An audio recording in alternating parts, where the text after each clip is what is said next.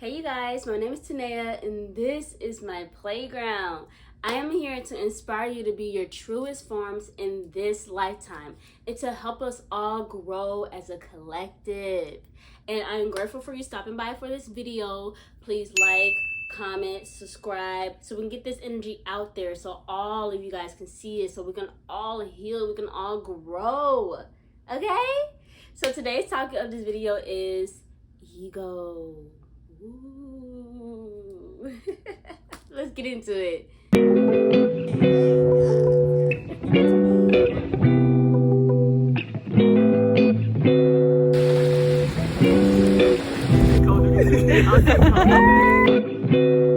So the definition of an ego is it's our self-image. It's our self-identity. It's how we perceive ourselves. Our ego is a part of us, no matter what. It's how we strut on and walk out the day. Like, it's that type of mindset. For me, I feel it's a mindset. I also feel it's a survival kit. Basically, our ego is to help us take on the world, you know? Like, what mindset am I going to have today to take on the world? That's your ego. That's your ego. And you can lead to, it's like a human survival kit that's always with you. It's going to tell you, hey, how you should think, how you should be in appropriate times and experience in your life to help you. But yet, sometimes when you have a super ego or a ego that's like unbalanced, it can turn into a mask to where you're hiding behind it, and your true self, it can't come out because it knows best. The ego knows best or whatever.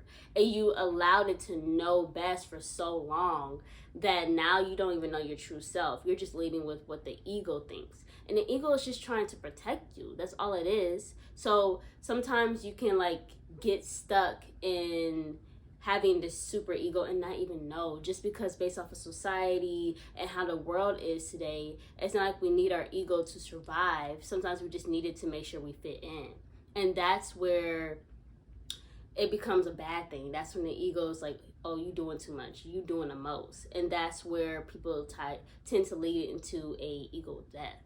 So an ego death is letting go of one sense of self. People tend to go through an ego death when they take psychedelics or even just start a spiritual journey or just like a troubling, trauma-filled like experience. And that's when you like have to sit back and figure out like, whoa, I am not who I thought I was. I am not this perception of myself that I thought I was. And then you can see a little bit of yourself through a certain experience, whether it's mushrooms or whether it's a spiritual journey or a spiritual awakening. So when it comes to an ego death, people tend to like let the ego go, and then they become like, we're all one, and I am you, you are me, this is a universe. But then we also forget to be ourselves, and we tend to put on this actual identity that we think we should be just because we went through some type of experience. So then that's when an ego death could be a bad thing. But it's also still a good thing because you're letting go of what you thought you were so that you can actually be your truest form. And when it comes back to the mask, you're letting go of that mask. That means you're letting go of fight or flight.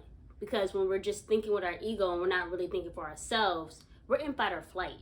We're always in fight or flight. If we're just thinking like how we should be instead of how we're supposed to be. How we're supposed to be. So the reason why I made this video so that we can get a perception of what the ego really is and how we can work with it and how we can still live with it. Because the ego will help you. The ego will allow you to face your fears, will help you jump into new experiences, get out of your comfort zone. Like, the ego is such a good thing, but at the same time, it can also hold you back because it's like, no, you should have been doing that because you remember what happened last time. Like, the ego, you got to make sure that you're balanced enough to know when to listen to it and when to not listen to it, because all it's trying to do is to help you, and sometimes it can help you by keeping you held back. And that's why I made this video, because I wanted to give some tips on how to just live with the ego and have a more balanced ego. So tip number one would be connect to your higher self. Who are you? Okay? Not who you think you are, who you really are.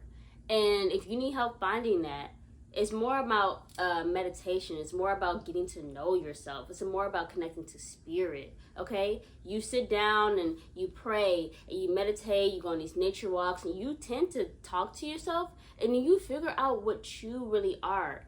But and you let go and strip away from the ego and what the ego thoughts are, and you actually find your true self.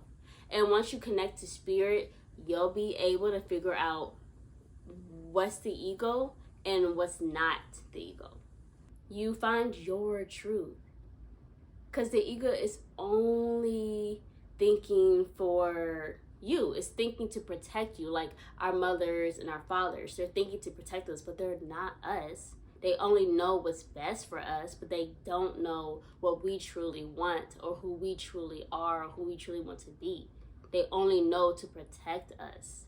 And they only know what's best for us. And yes, they help us out, put us in places and put us in experiences where we need to be and where we need to go to grow. But at the same time, after they give us and push us, like after the ego pushes us, now it's time for our true selves to take the reign and keep it moving, to keep us growing.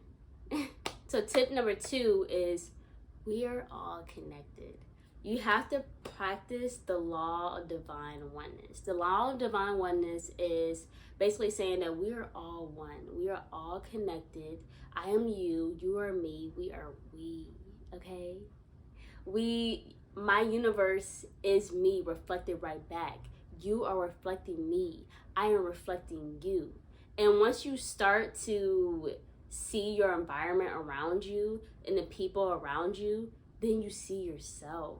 So when I say practice the law of divine oneness, because if you want to figure out where your ego lies, it's basically in the people around you. So like, let me give y'all an example. So if I'm always pointing out something in someone, it's because I see it in me, because I saw it in them.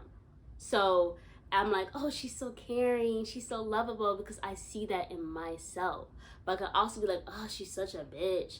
I see that in myself. So, because we are all one, we are all connected, we are always just reflecting right back, whether we like it or not. It's just in our nature. Okay? So when I say practice law of divine oneness, you'll be able to figure out where your ego lies. Where you can be like, oh, she doing too much? No, you're doing too much, basically. And then that's how that all works. And this leads into tip number 3 is having good judgment. When you have good judgment and you only look for the love and light in people, then you'll be able to see yourself. If you're having trouble, and this goes back to tip number 1, to connect to spirit and finding yourself. If you see these beautiful things in people, it's because you see them in yourself. And once you start to look for those, then you'll be able to become those and become your truest self instead of looking in the bad and the ugly of people. Because then you're going to be leading with the ego. Then once you be able to see those, it's not them, it's you. And then you can be able to fix it. You can not even say fix it. You'll be able to balance it.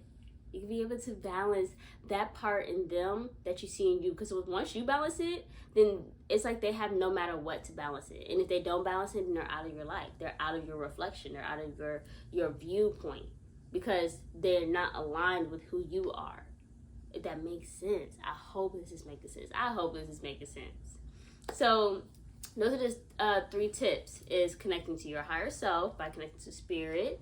Then tip number 2 is practicing the law of divine oneness. And then tip number 3 is practicing good judgment. And I can give you a few examples too, because like back when I was younger, before my spiritual journey, I had a ego. I still have problems with it. I could be leading with my ego right now. Like, it took me forever to make this video because I made so many videos with the ego instead of my truest form. I had to really get centered and connect to spirit, figure out my own energy to be able to let the ego like all the ego needed to do was push that red button, and then my truest form would come and speak. Okay, that's all I need to do. And so back when I was younger, before my spiritual journey, I was selfish.